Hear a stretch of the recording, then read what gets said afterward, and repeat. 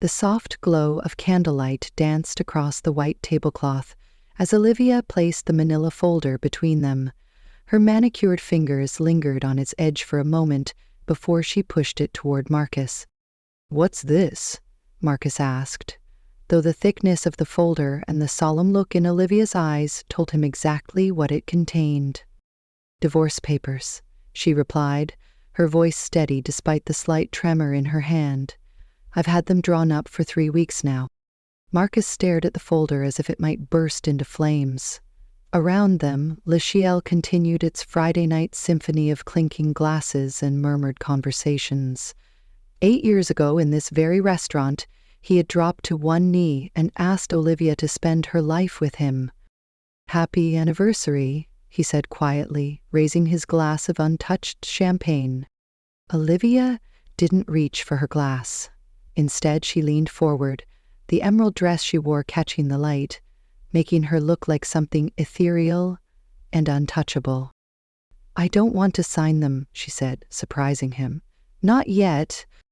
Hope flickered in Marcus's chest, but he kept his expression neutral. As an architect, he'd learned to mask his emotions during client meetings, a skill that had unfortunately seeped into his marriage. "I'm giving you one night, Marcus," Olivia continued, her legal training evident in her precise, measured words. "One night to show me why we shouldn't end this. Why these last 2 years of distance and silence aren't who we really are." Marcus studied his wife's face. At 34, Olivia was more beautiful than when they'd met in law school. Success as a medical law attorney had given her a confidence that radiated from within. But tonight, beneath her composed exterior, he caught glimpses of the woman who had once laughed until she cried at his terrible jokes, who had danced with him in their tiny first apartment when they couldn't afford furniture. "One night," he repeated, reaching for the folder and sliding it back toward her. "And if I fail? Then we both sign, and I file on Monday." Her green eyes held his, unwavering. "But if you succeed, we try again. Really try. Not this half-life we've been living." Marcus nodded slowly, his mind racing through possibilities. How had they reached this point? The gradual drift had been so subtle, like a boat untethered, moving inch by inch from shore until suddenly you look up and can barely see land. "Do you have a plan for this challenge?" he asked, signaling the waiter for the check. A small, sad smile touched Olivia's lips. "I thought spontaneity was your specialty, Mr. Award-winning designer." The waiter arrived with the check, and Marcus handed over his credit card without looking at the amount. Money had never been their problem. Time, attention, communication, those were the currencies they'd stopped exchanging. As they stood to leave, Marcus gently took Olivia's hand, half expecting her to pull away. She didn't. "One night," he said again, this time with determination, starting now. Outside, the September air carried the first hint of autumn. Marcus helped Olivia into his Tesla, the car he'd bought 6 months ago, that she'd never even ridden in before tonight. "Where to?" he asked, sliding into the driver's seat. Olivia looked at him, challenge and vulnerability mingling in her gaze. "Home. Let's start where we live but stopped seeing each other." As Marcus navigated through downtown traffic, he stole glances at his wife's profile. The woman who had once known his every thought was now a mystery to him, and he had just one night to solve the puzzle of what had gone wrong and whether it could be fixed. The stakes had never been higher. One night to save 8 years. One night to prove that what they had built together was worth fighting for. Their penthouse apartment occupied the top floor of a sleek high-rise overlooking the city. As Marcus unlocked the door, he realized how rarely they entered together anymore. Usually one was leaving as the other arrived, their schedules a carefully orchestrated dance of avoidance. The space was immaculate, all clean lines, neutral tones, and expensive minimalism. A showcase home rather than a lived-in one. Marcus had designed it himself 3 years ago when his career had taken off, but now he saw it through new eyes, beautiful but cold, like a museum after hours. "It's strange," Olivia said, slipping off her heels by the door, "how a place can feel both familiar and foreign at the same time." Marcus nodded, loosening his tie. "When was the last time we were both home before midnight on a Friday?" "Probably last year's flu," Olivia replied with a hint of dark humor. "When we were both too sick to work." An uncomfortable silence settled between them, filled with all the conversations they hadn't had. Marcus watched as Olivia moved toward their bedroom, her steps purposeful. "Follow me," she said over her shoulder. "I've been preparing for tonight, too." Curious, Marcus followed her down the hallway. Their bedroom door was closed, unusual for an empty apartment. When Olivia pushed it open, Marcus stopped in the doorway, momentarily stunned. The room had been transformed. Their king-sized bed was covered not with the usual pristine white duvet, but with dozens of photographs, letters, and small objects. The nightstands held lit candles, and soft music played from the hidden speakers, a playlist he recognized from their early days together. "What is all this?" he asked, stepping closer to examine the items spread across the bed. "Our life," Olivia said simply, "the parts we packed away." Marcus picked up a ticket stub from their first concert together, then a small ceramic penguin he'd won for her at a carnival. Each item was a memory, a piece of their shared history that had somehow been relegated to storage boxes and forgotten drawers. "I didn't know you kept all this," he said, his voice thick with emotion. Olivia sat on the edge of the bed, carefully moving aside a photo album. "Neither did I, really. I found most of it last weekend when I was—" She hesitated.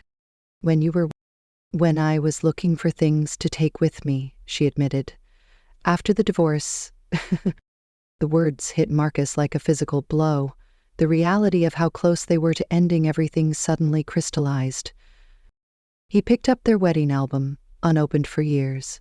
Inside, younger versions of themselves beamed at the camera, surrounded by friends and family who had celebrated their union. Marcus barely recognized the carefree man with his arm around his bride, promising forever with absolute certainty. "We were so young," Olivia said, looking over his shoulder at the photos. "You, but not wrong," Marcus replied. "I meant those vows, Liv." The use of her nickname, something he hadn't said in months, made her eyes soften momentarily. They continued exploring the memories spread before them, the blueprints for their first home renovation project, postcards from their backpacking trip through Europe, the fortune cookie message that had eerily predicted their meeting. "A chance encounter will change your life." As Marcus sifted through the artifacts of their relationship, he spotted a small USB drive with their initials engraved on it. "Is this what I think it is?" he asked, holding it up. Olivia nodded. "Our wedding playlist. And the songs from our first year together." Without hesitation, Marcus walked to the sound system and plugged in the drive. After a moment, the opening notes of their song filled the room, the one they danced to at their wedding, the one that had played during countless significant moments since. Marcus turned to Olivia and extended his hand. "Dance with me." She hesitated, vulnerability flashing across her face. Then, slowly, she placed her hand in his. Marcus gently pulled her to her feet and into his arms, careful to leave space between them, not wanting to push too far, too fast. But as the music continued, Olivia gradually moved closer until her head rested against his chest. Marcus closed his eyes, breathing in the familiar scent of her perfume, feeling the warmth of her body against his for the first time in longer than he could remember.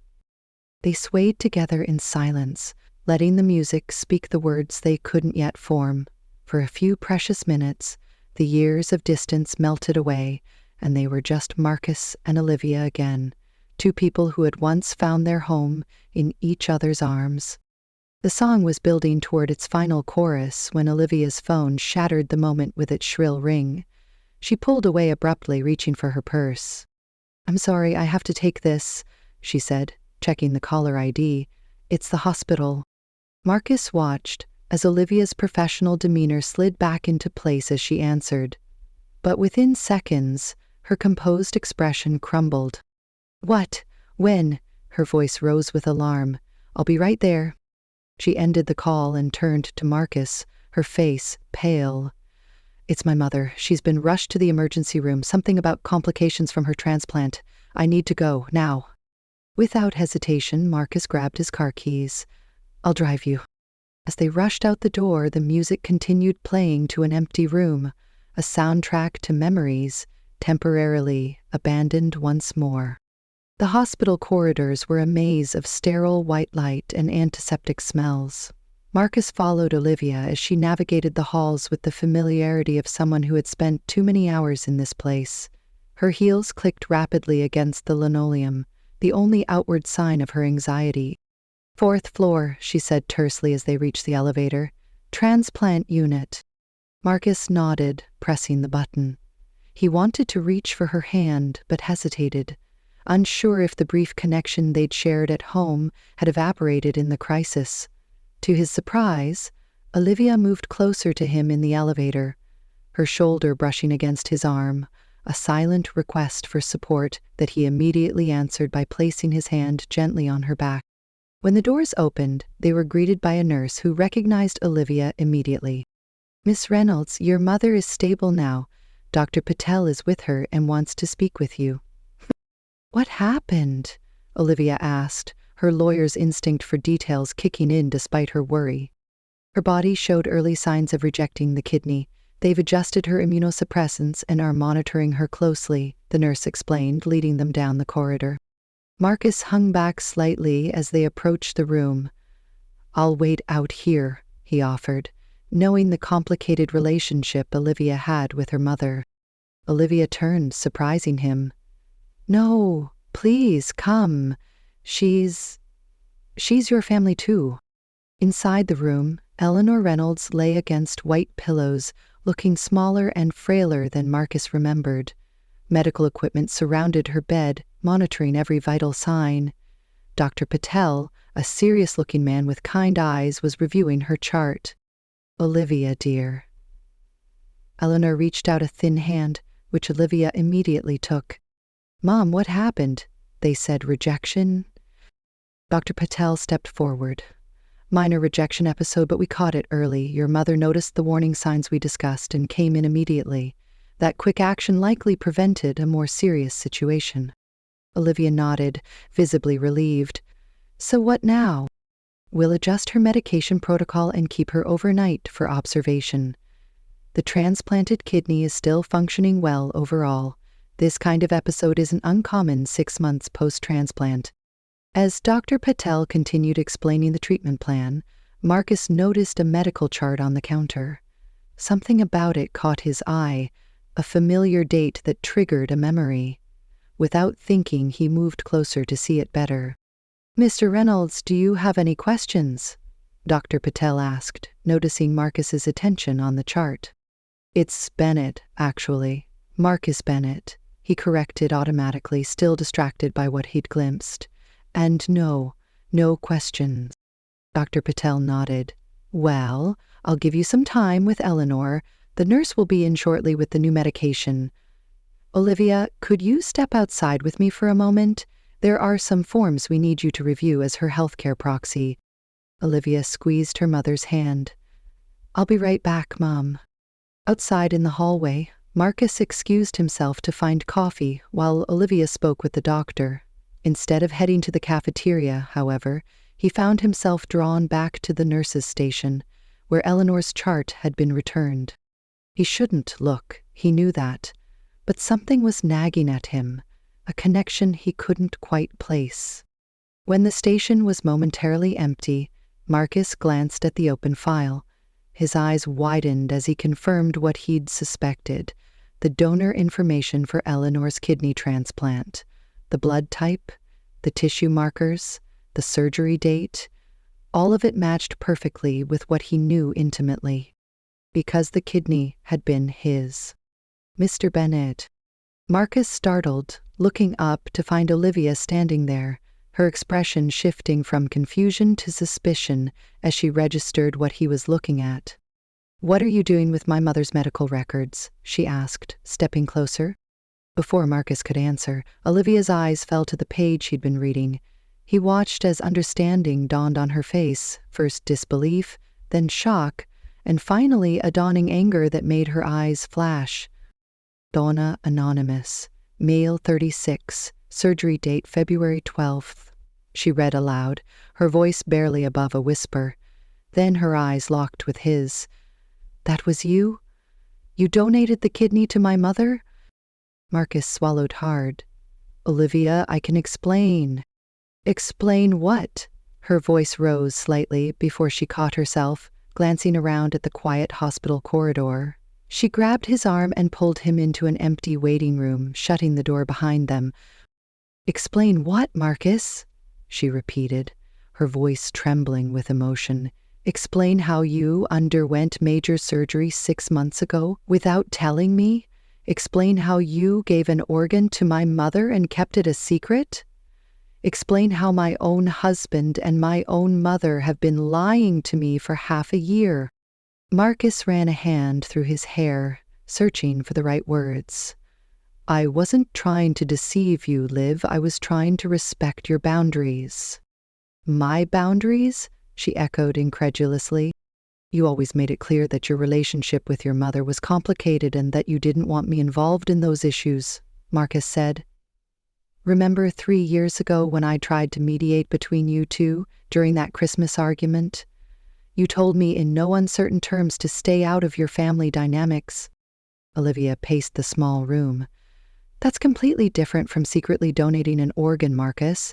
This wasn't mediating a holiday disagreement. This was major surgery with real risks. You could have died."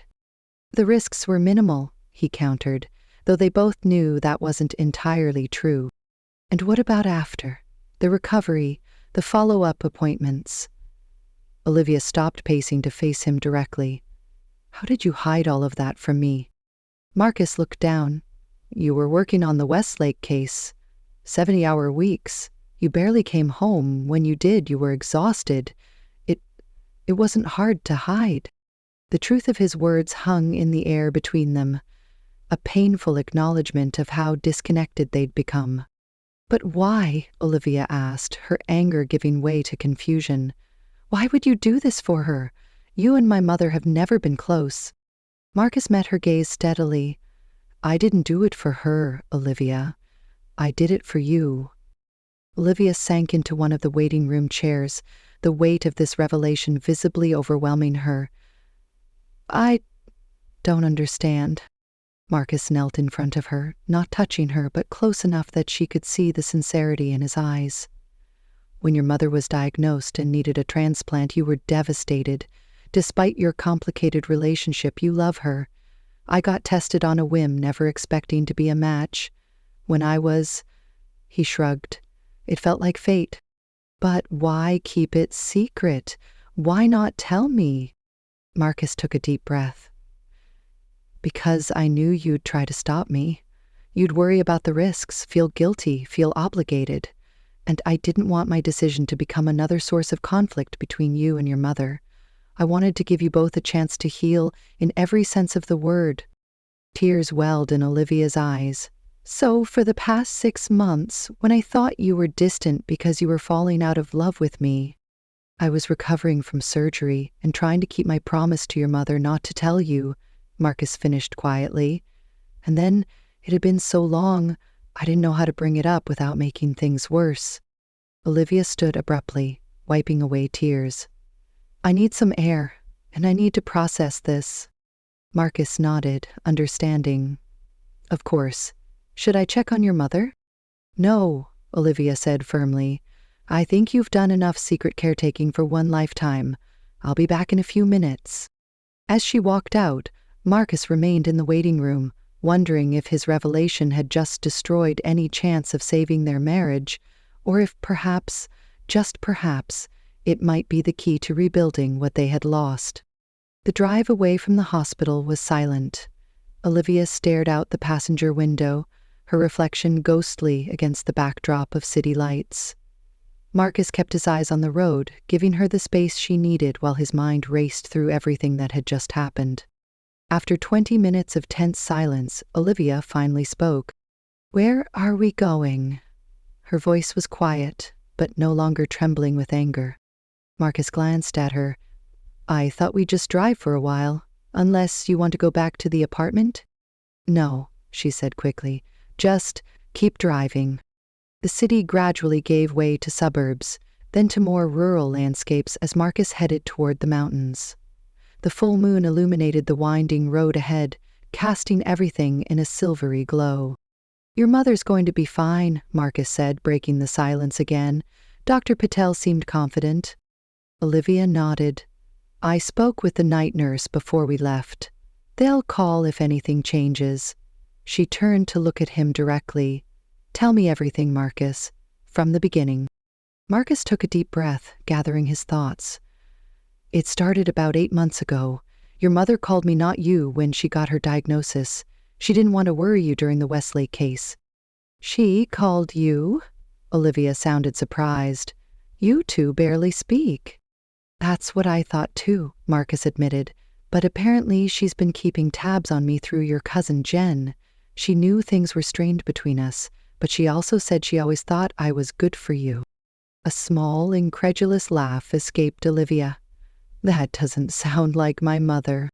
"People surprise you when they're facing mortality," Marcus said quietly. "Anyway, she told me about needing a kidney, how the waiting list was years long, and how none of your relatives were matches." "She wasn't asking me to get tested. She was just venting, I think. But something about the conversation stuck with me."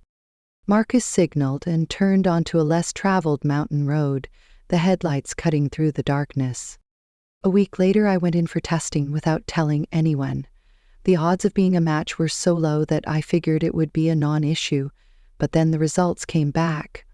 He shook his head, still amazed by the coincidence. "Compatible on all major markers." The doctors called it remarkable. "Wow, didn't you tell me then?" Olivia asked, her voice softer now. Marcus gripped the steering wheel tighter. "I was going to. I came home that night planning to discuss it with you, but you were in the middle of prep for your big court date, surrounded by case files, barely sleeping. You mentioned how you couldn't handle one more thing on your plate." He glanced at her. "And I remembered all the times you'd told me how complicated things were with your mother, how you didn't want me involved in that relationship. You'd built this wall between your family life and our marriage, and I'd always respected that boundary." Olivia looked down at her hands. "I did say those things." "So I made the decision on my own?" Marcus continued. "I scheduled the surgery for February, told you I had a major project in Chicago that required me to be on site for 2 weeks. Your mother agreed to keep the donor anonymous. She didn't even know it was me until the day of the surgery." "Wait," Olivia interrupted. "She didn't know either." Marcus shook his head. "Not until I showed up at the hospital. The look on her face." He smiled slightly at the memory. "I think that was the first time I ever saw Eleanor Reynolds speechless." "So all those late nights at the office after that." "Some were work," Marcus admitted, "but many were recovery. The first month was harder than I expected. I couldn't lift anything heavy, couldn't work long hours standing at drafting tables. I delegated a lot to my team." Olivia turned to stare at him, realization dawning. "The Westbrook Tower project. You gave the presentation to James instead of doing it yourself.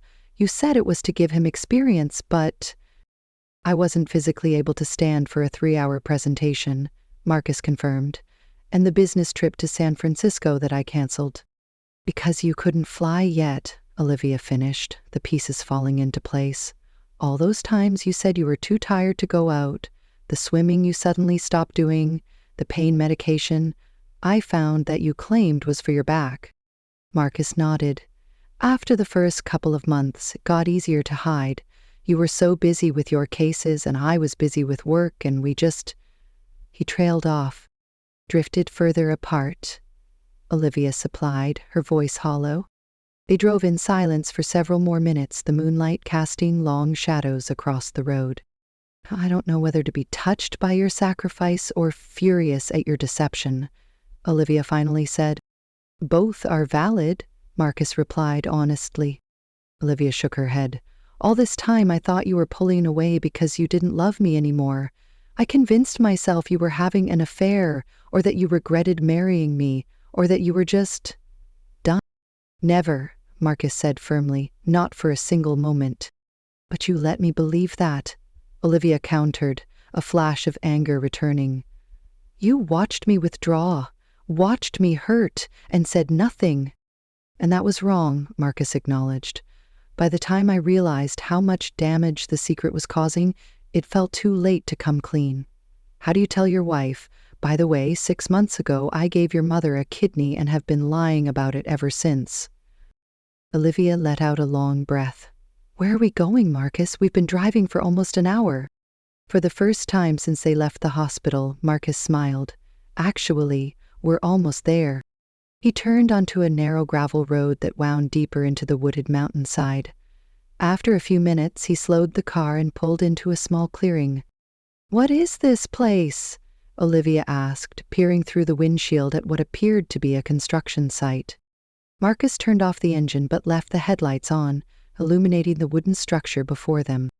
"This," he said quietly, "is the other secret I've been keeping."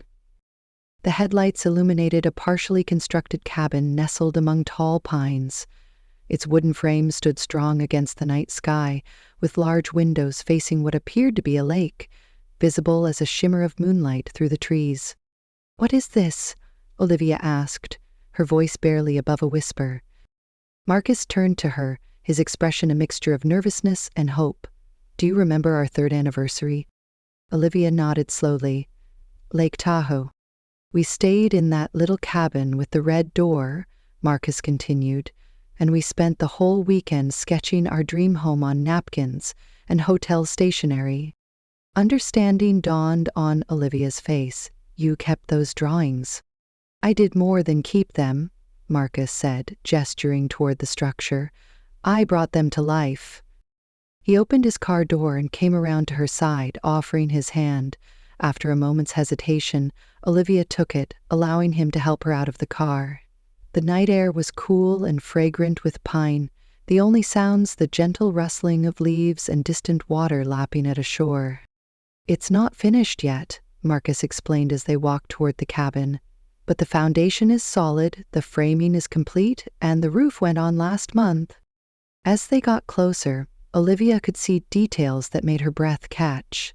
The wraparound porch they had dreamed about, the stone chimney rising from what would be the great room, the wall of windows facing the lake exactly as they had drawn it years ago.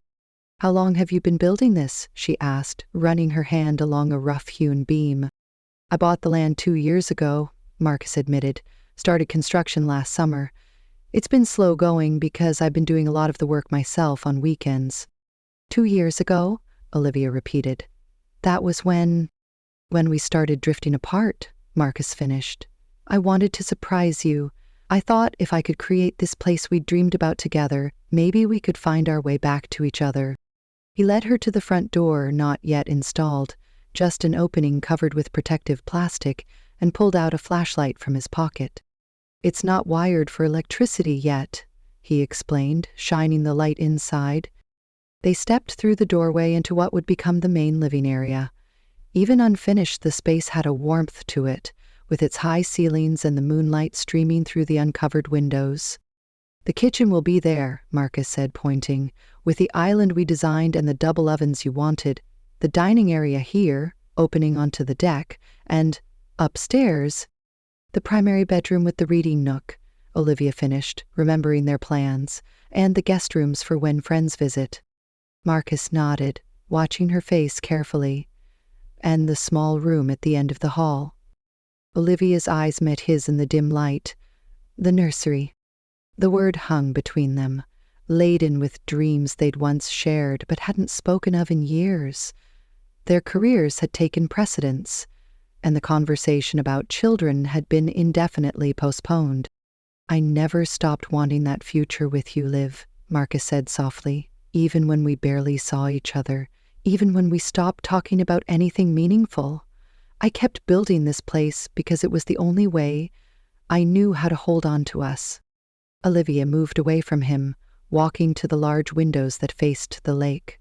In the moonlight, the water was a sheet of silver, peaceful and still. "All those weekends you said you were working," she said, "you were here." "Yes. And you never thought to tell me? To share this with me?" Marcus sighed. "At first, it was going to be a surprise. Then, as things got worse between us, I was afraid you wouldn't care, that you'd see it as a waste of time and money, or worse, that you'd see it as presumptuous, me building a future you no longer wanted." Olivia turned back to face him, her expression unreadable in the shadows. "So, instead of talking to me, you created this whole separate life, the kidney donation, this cabin, all these enormous decisions made without me." "I know how it sounds," Marcus said, "but Olivia, everything I did was with you in mind. Every board I nailed, every wall I raised, it was all for the life I still hoped we could have." "That's the problem, Marcus," Olivia said, her voice breaking slightly. "You were building a life for us, but not with us. Not with me." The truth of her words hit him hard. In his attempts to create something perfect to save their marriage, he had excluded her from the very process that might have brought them closer. "You're right," he acknowledged. "I thought I was protecting our dream by keeping it safe from our problems, but I was wrong." Olivia walked slowly around the space, her fingers trailing along the unfinished walls. "It's beautiful, Marcus. It really is. It's everything we talked about." "But," he prompted, hearing the hesitation in her voice. "But a house isn't a marriage," she said simply, "and secrets, even well-intentioned ones, build walls, not homes." Marcus nodded, feeling the weight of her words. "I know that now." They stood in silence for a long moment, the moonlight casting long shadows across the unfinished floor. "What happens now?" Marcus finally asked. Olivia took a deep breath. "Now we go back to the hospital and check on my mother. And then—" "And then?" Marcus held his breath. "And then we talk," Olivia said. "Really talk. About everything we've been avoiding. About what we both want and whether we can find our way back to each other." It wasn't a promise of reconciliation, but it wasn't a goodbye either. It was an opening, a chance to rebuild what had been broken, not with grand gestures and secrets, but with honesty and shared effort. As they walked back to the car, Marcus reached for Olivia's hand. This time, she didn't pull away. "One more thing," she said as they reached the Tesla. "No more secrets, not even good ones." Marcus squeezed her hand gently. "I promise." The drive back was quieter, but the silence was different now, contemplative rather than tense. As the city lights came back into view, Olivia spoke again. "Thank you," she said softly. "For my mother. Whatever happens with us, I need you to know that what you did for her, it means everything." Marcus nodded, emotion tightening his throat. "She's family, your family. That's never changed for me." As they pulled into the hospital parking lot, Olivia turned to him. "The night's not over yet, Marcus. You still have until morning to convince me why we shouldn't sign those papers." "Is that still the deal?" he asked, surprised. Olivia's lips curved into a small smile. "I'm a lawyer. I honor my contracts." For the first time that night, hope felt like more than just a distant possibility. It felt like a foundation they might actually be able to build upon together this time. The hospital corridor was quieter now, the hushed atmosphere of late night settling over the building. A few nurses moved efficiently between stations, their soft-soled shoes barely making a sound on the polished floors. Olivia led the way to her mother's room, Marcus following a step behind. Eleanor was asleep when they entered, her face peaceful despite the medical equipment surrounding her. The steady beeping of monitors provided a reassuring rhythm in the dim light. "She looks better," Marcus whispered, noting the improved color in Eleanor's cheeks. Olivia nodded, checking the chart at the foot of the bed. Her numbers are stabilizing. She glanced at her watch. It's almost midnight. We should let her rest.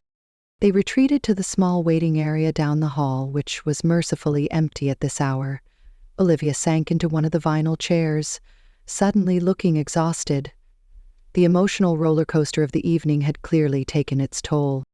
You should get some sleep, Marcus suggested, sitting across from her. I can stay and watch over your mother. Olivia shook her head. I'm fine, and we still have things to discuss. Marcus leaned forward, elbows on his knees. Where do you want to start? I want to know when we lost each other, Olivia said directly, not just the physical distance. When did we stop sharing what mattered? Marcus considered the question carefully. I think it was gradual. Your partnership track at the firm, my expanding business, we both got caught up in proving ourselves professionally. But that doesn't explain everything, Olivia countered. Plenty of couples have demanding careers without drifting apart like we did. No, it doesn't, Marcus agreed.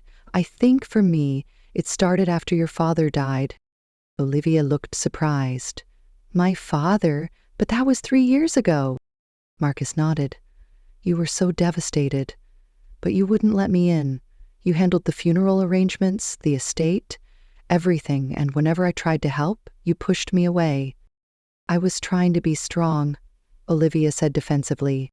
I know, Marcus replied gently. But marriage isn't about being strong alone. It's about being strong together. When you shut me out during your grief, I felt unnecessary. And I think I started building walls of my own in response. Olivia was quiet for a moment, absorbing his words. I never thought of it that way. After Dad died, Mom and I were barely speaking. I felt like I had to handle everything myself. And I let you, Marcus acknowledged. Instead of pushing harder to be there for you, I retreated into work. It was easier than facing rejection. So we both withdrew, Olivia summarized, and then just kept drifting further apart until we were living parallel lives instead of a shared one. Marcus finished. They sat in silence for a moment, the weight of their realizations settling between them. I have something to show you, Olivia said suddenly, reaching for her purse. She pulled out a small, leather-bound journal. I found this when I was going through our things earlier this week. She handed it to Marcus. He recognized it immediately, a journal they had bought on their honeymoon in Italy. They had planned to write in it together, documenting their life and growth as a couple. I thought we lost this years ago, he said, running his fingers over the worn cover. It was in a box of books in the guest room closet, Olivia explained. I started reading it last night. Marcus opened the journal carefully. The first few pages were filled with both their handwriting enthusiastic entries about their first apartment, their career goals, trips they planned to take. But as he flipped through, he noticed the entries became less frequent and eventually stopped altogether around their 3rd anniversary. We didn't write in it very long, he observed. Turn to the back, Olivia instructed. Marcus flipped to the final pages and was surprised to find new entries, but these were only in Olivia's handwriting, dated within the past year. You started writing in it again? He asked, looking up at her. Olivia nodded. About 6 months ago, when things were at their worst between us, I couldn't talk to you, so I wrote to you instead. Marcus looked down at the pages, hesitant. May I? That's why I brought it, Olivia said softly. Read it. Marcus began reading the first entry, dated almost exactly 6 months ago, around the time of his kidney donation surgery. Marcus is gone again this week, another business trip. The apartment feels so empty without him, even though we barely speak when he is here. I wonder if he knows I can sense him pulling away. I wonder if he's met someone else. I wouldn't blame him if he had. We've become strangers sharing a mortgage rather than partners sharing a life. I miss the man who used to leave silly notes in my briefcase before big court days. I miss Sunday mornings making pancakes together and planning our future. When did we stop dreaming together? When did success become more important than happiness?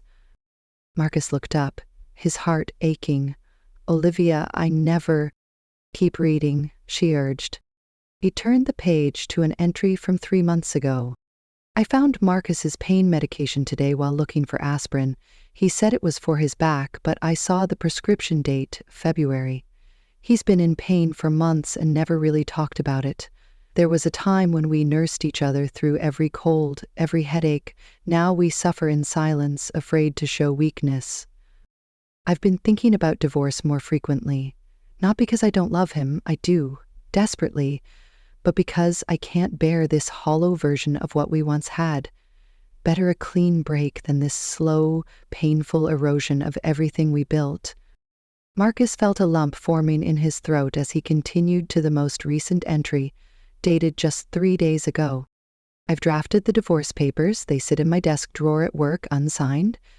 Every time I try to bring them home, something stops me. Fear, hope. I don't know anymore. Tomorrow is our anniversary, 10 years. A decade of promises, dreams, love. And lately, silence. I've decided to give us one last chance. One night to remember why we chose each other.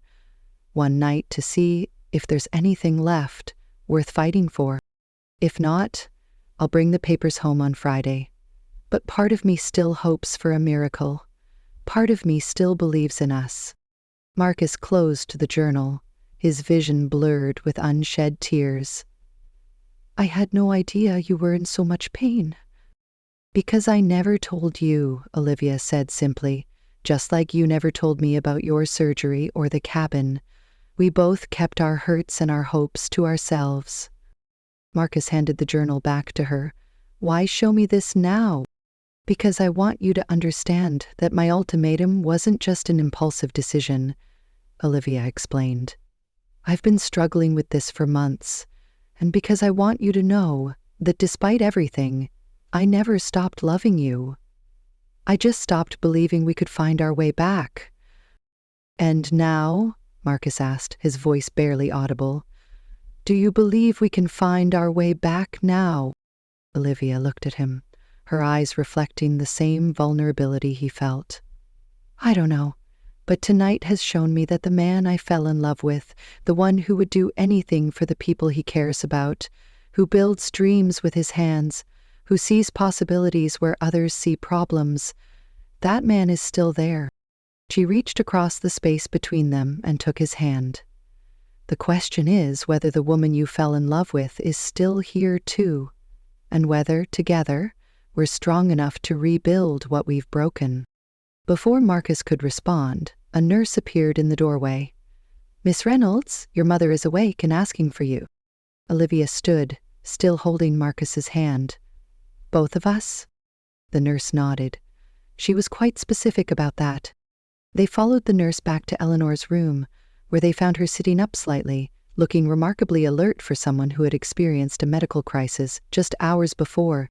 There you are, Eleanor said, her voice stronger than it had been earlier. I was beginning to think you'd run off together. How are you feeling, Mom?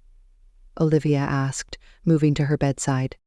Better than I have any right to, Eleanor replied, then fixed her gaze on Marcus. Thanks to my son-in-law. The acknowledgement hung in the air, charged with meaning. Eleanor had rarely referred to Marcus as family before, usually calling him Olivia's husband, or simply Marcus. The doctors say you're responding well to the adjusted medication, Marcus said, deflecting the gratitude he read in her eyes. Eleanor shook her head. Always modest. Olivia, did he tell you what he did for me, for us? Yes, Olivia said quietly. I know everything now. Not quite everything, Eleanor said, reaching for the drawer of her bedside table. There's something else you should see. Eleanor's hand trembled slightly as she pulled a small stack of envelopes from the drawer. They were bound together with a faded blue ribbon, the paper yellowed with age. What are those? Olivia asked, eyeing the envelopes with curiosity. Eleanor took a deep breath. Letters. From your father to me, and from me to him. Olivia frowned in confusion. But you and Dad lived together for 40 years. Why would you need to write letters? Because some things are easier to say on paper than face to face, Eleanor replied, her fingers tracing the edge of the top envelope. Especially when you're trying to save a marriage. The revelation hung in the air. Olivia stared at her mother, stunned. What are you talking about? You and Dad had the perfect marriage.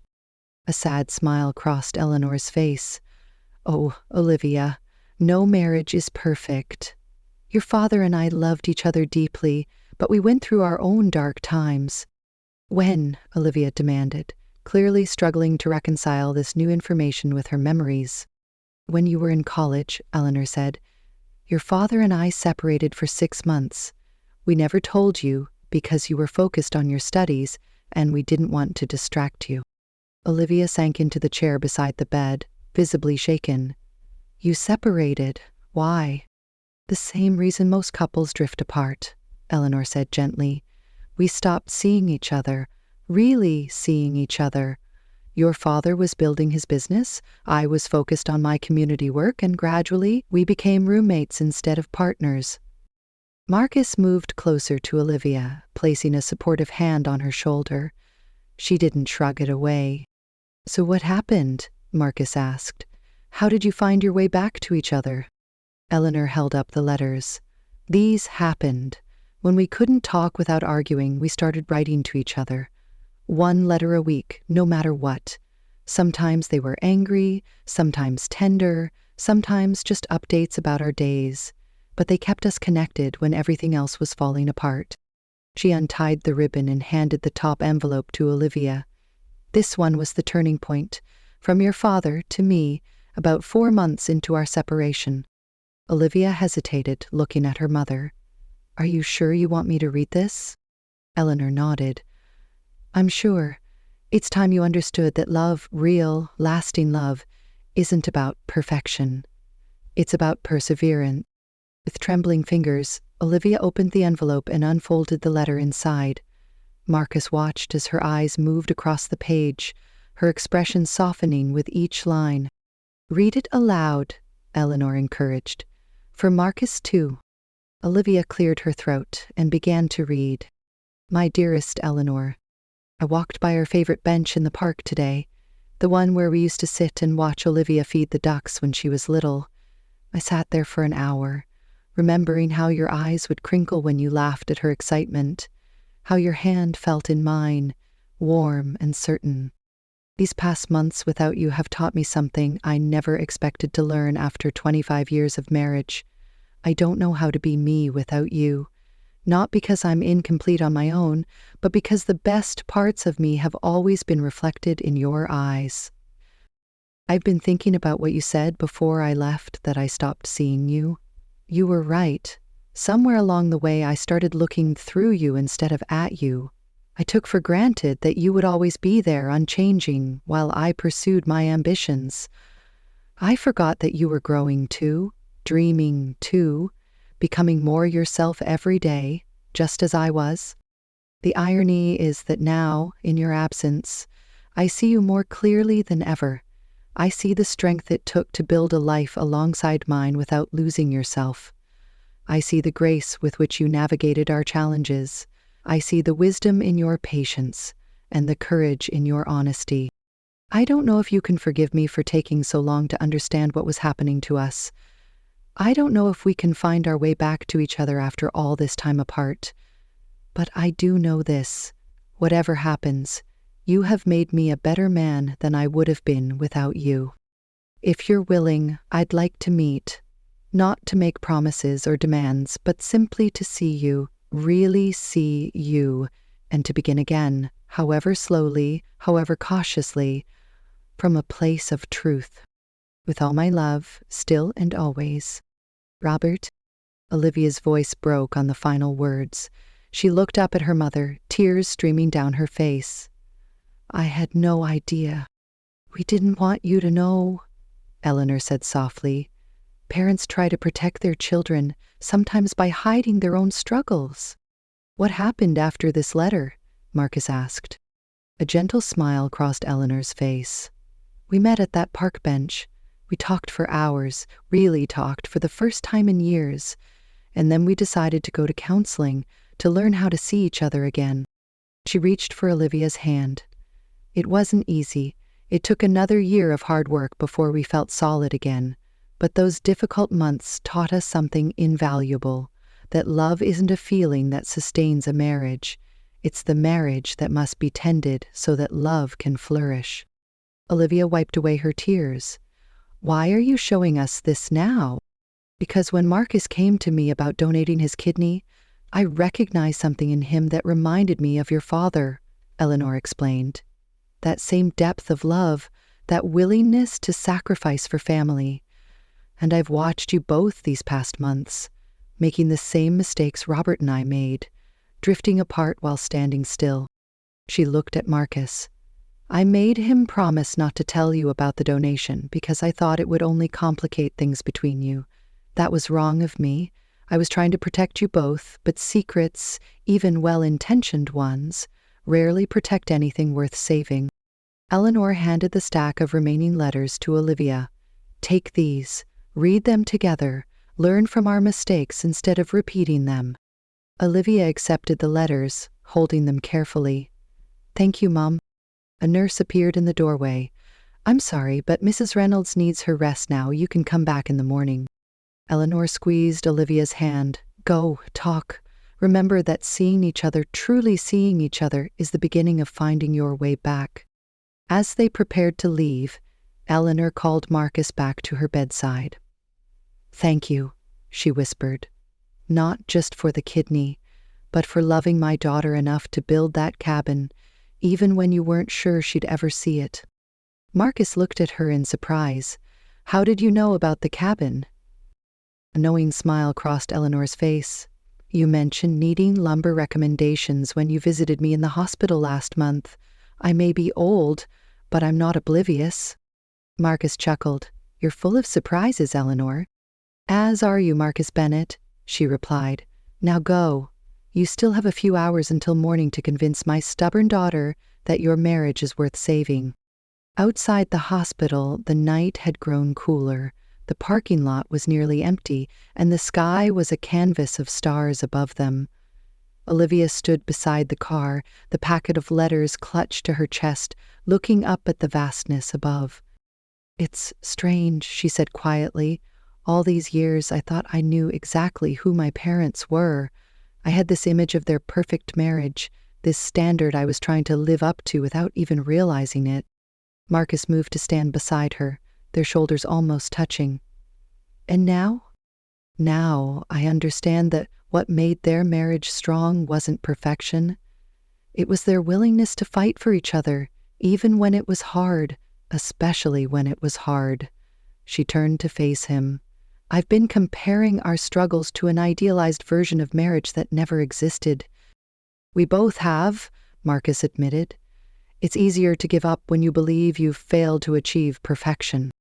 Olivia looked down at the letters in her hands. Where should we go? It's too late to go back to the cabin. Marcus considered for a moment. I know a place, if you're willing.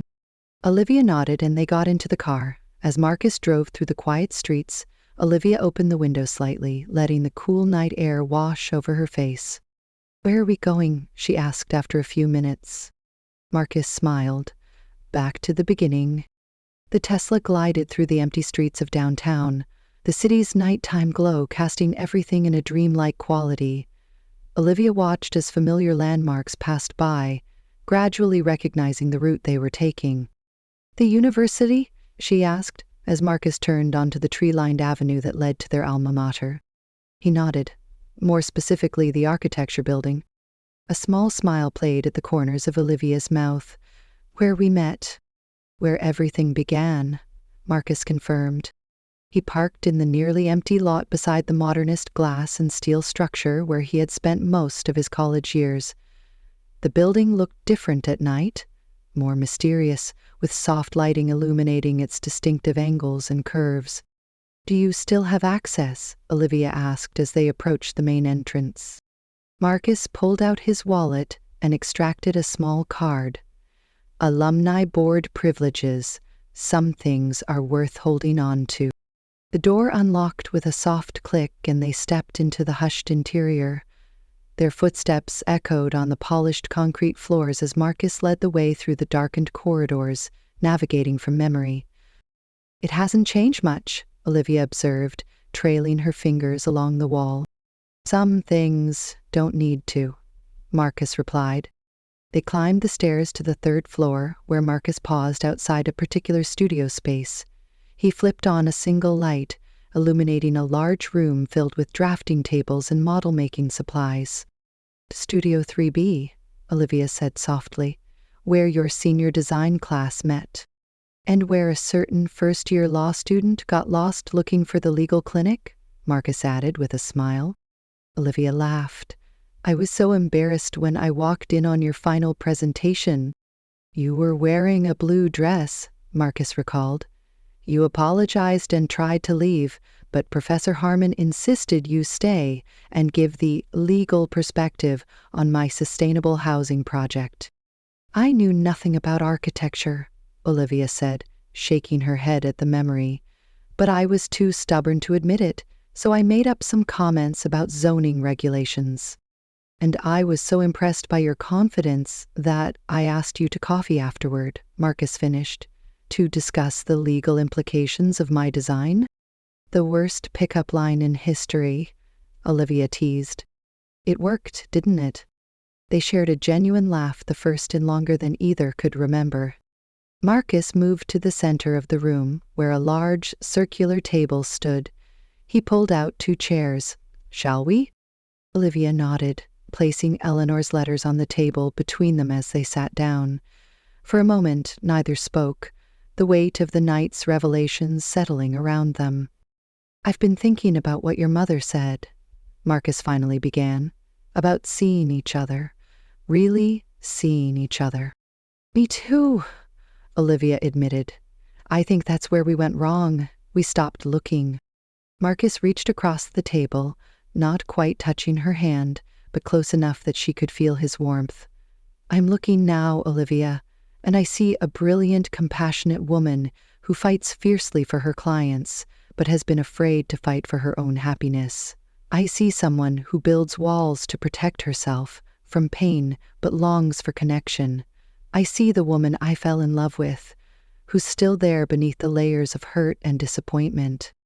Olivia's eyes glistened in the dim light. "And I see a man who expresses his love through action rather than words, who builds homes and donates organs and keeps showing up even when it's hard, who made mistakes, but never stopped trying." She reached the remaining distance and placed her hand over his. "I see you, Marcus. I'm just not sure if seeing each other is enough anymore." "It's not," Marcus agreed. "It's just the beginning, the foundation." "Like your cabin," Olivia said. "Our cabin," Marcus corrected gently, "if you want it to be." Olivia was quiet for a moment, considering. "Before we talk about the future, I need to know something.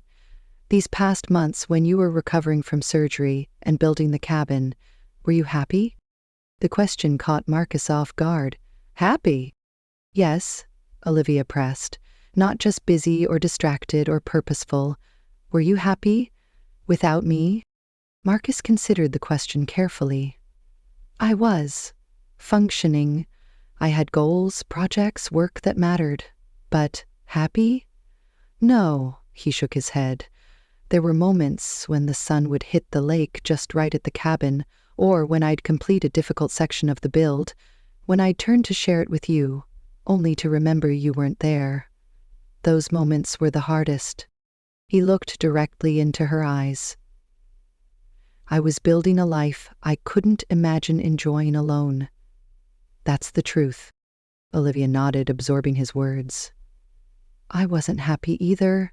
I won cases, made partner, checked all the boxes of success, but at night, in our too-quiet apartment, I'd find myself looking at old photos of us, wondering where we went wrong." She gestured to the letters on the table. "My parents found their way back through words when they couldn't connect any other way. Maybe we should try that." "Here?" Marcus asked. Right now, Olivia confirmed. She reached into her purse and pulled out a small notebook and pen. No more secrets, no more holding back. Let's write to each other, right here, what we really want, what we're really afraid of, and then we'll exchange. Marcus nodded, accepting the paper she tore out and handed to him. Okay. They wrote in silence for several minutes, the scratch of pen on paper the only sound in the vast room. Olivia finished first, folding her paper carefully before setting down her pen. Marcus continued for another minute before doing the same. Ready? Olivia asked, her voice barely above a whisper. Marcus nodded and they exchanged papers. Olivia unfolded Marcus's letter and began to read. Olivia, what I want is simple and complicated all at once. I want us. Not the polite, distant version of us we've become, but the real us. Messy, imperfect, challenging, and completely worth it. I want Sunday mornings making pancakes and arguing over the crossword puzzle. I want late nights talking about everything and nothing. I want to build a family with you, whether that means children or just the two of us creating a life that matters. I want to finish our cabin together, making decisions about every detail as partners. I want to sit on that porch when we're old and gray, looking out at the lake, knowing we chose each other every day, especially on the days when choosing was hard. What I'm afraid of is that we've grown too far apart to find our way back, that the hurt we've caused each other has created a distance too vast to cross, that you'll decide the effort isn't worth it and I'll have to learn to live in a world without you in it. But I'm more afraid of not trying, of giving up on us without fighting with everything I have, because despite our mistakes, despite the silence and the secrets, you are still the person I want to share my life with. You are still my home. Whatever you decide, know this. I have loved you since you walked into that classroom 10 years ago, and I will love you for all the years to come, whether you're by my side or not. Always. Olivia looked up, tears streaming down her face. Across the table, Marcus was reading her letter, his expression intense with concentration. Marcus, what I want is to feel connected again, to you, to myself, to the future we once dreamed of together. I want to stop living in parallel and start building something shared again. I want to wake up next to you and actually see you, not just the familiar shape of you, but the man you are becoming every day. I want to share my thoughts, my fears, my triumphs with you, and I want to hear yours in return. I want to finish law school applications with struggling students and have you waiting at home to hear how it went. I want to help you design spaces that change how people live, offering the legal perspective you once pretended to need. I want to stand on the porch of our cabin and feel like we've created something lasting together, not just a structure, but a life. What I'm afraid of is that we've forgotten how to communicate without hurting each other, that we've developed habits of distance that will be too hard to break, that we'll try again only to fail again, and the pain will be even worse the second time around.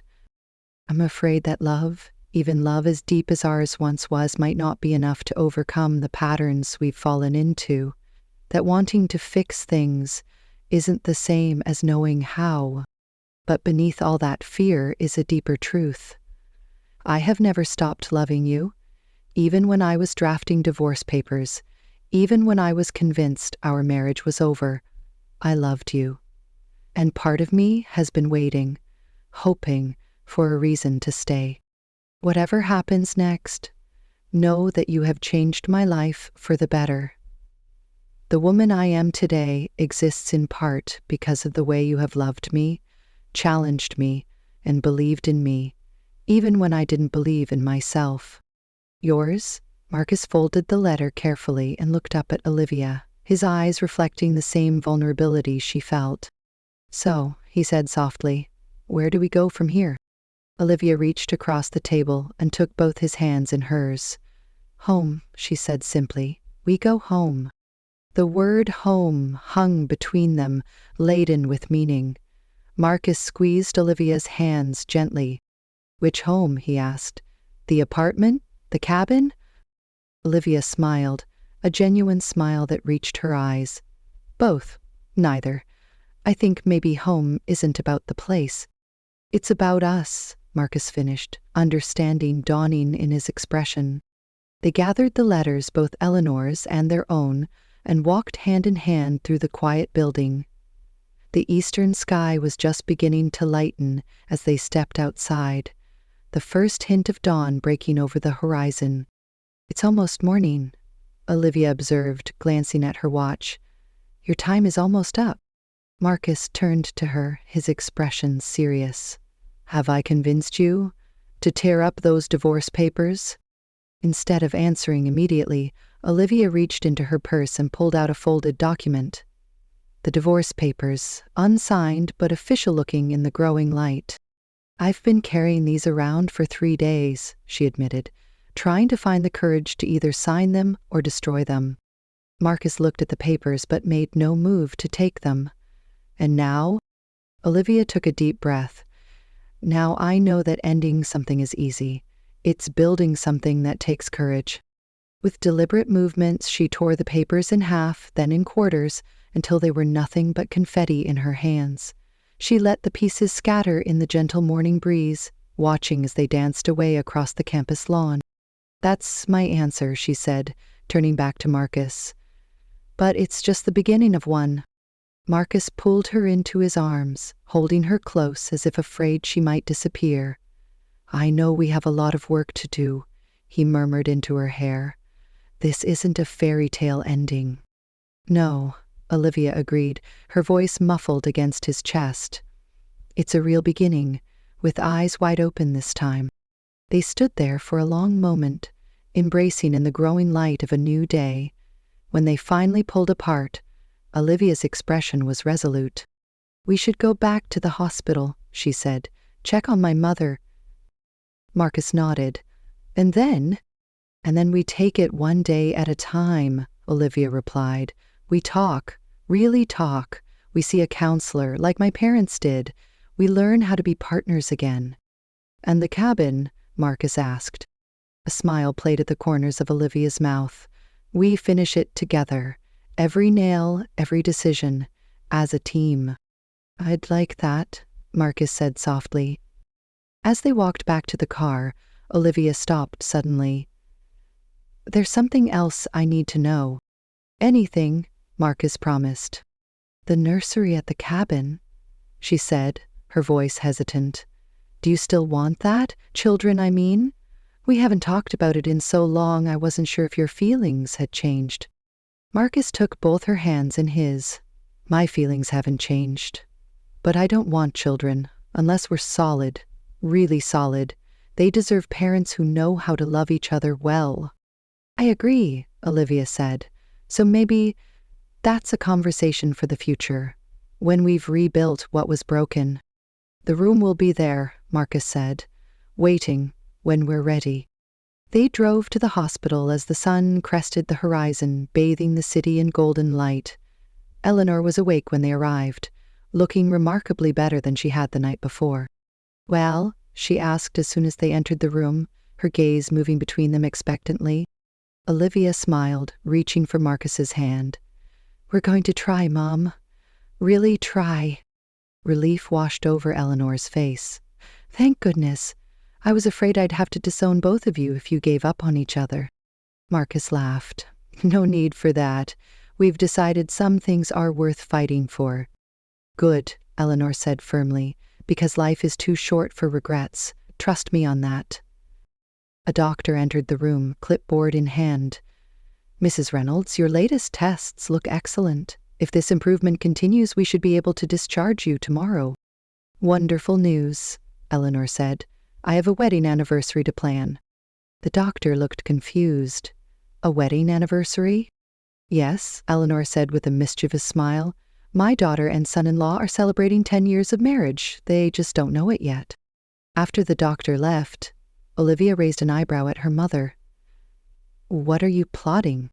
"Nothing elaborate," Eleanor assured her. "Just a small gathering at the lake house next month. A chance for you two to renew your vows, if you're willing, to make new promises with open eyes." Olivia looked at Marcus questioningly. He squeezed her hand. "I think it's a perfect idea," he said. "A new beginning deserves a celebration." "Then it's settled," Eleanor declared. "Now, both of you look exhausted. Go home and get some sleep." "I'm not going anywhere." Outside Eleanor's room, Olivia turned to Marcus. "She's right. We should get some rest." "Your place or mine?" Marcus asked with a small smile, acknowledging the distance that had grown between them. Olivia considered for a moment. Ours, she decided. The apartment. But maybe this weekend we could go to the cabin, start working on it together? "I'd like that," Marcus said. "There's a beautiful sunrise view from the east-facing windows. I've been wanting to share it with you." As they walked through the hospital corridor, Olivia leaned her head against Marcus's shoulder. "You know, you never actually answered my question from last night." "Which one?" "I asked why I shouldn't sign those divorce papers," Olivia reminded him. "You showed me, in so many ways, but you never actually said it." Marcus stopped walking and turned to face her. "Because I love you, Olivia. I have loved you since the moment you walked into that classroom 10 years ago, and I will love you for all the days to come." Olivia smiled, tears glistening in her eyes.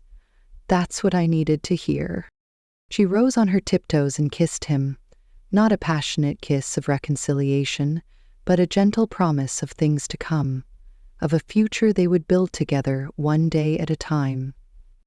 As they stepped out of the hospital into the full light of morning, the world seemed fresh with possibility. The night's ultimatum had passed, replaced by something far more powerful. A choice. Their choice, made with clear eyes and open hearts, to begin again. Not a perfect ending, but a perfect beginning.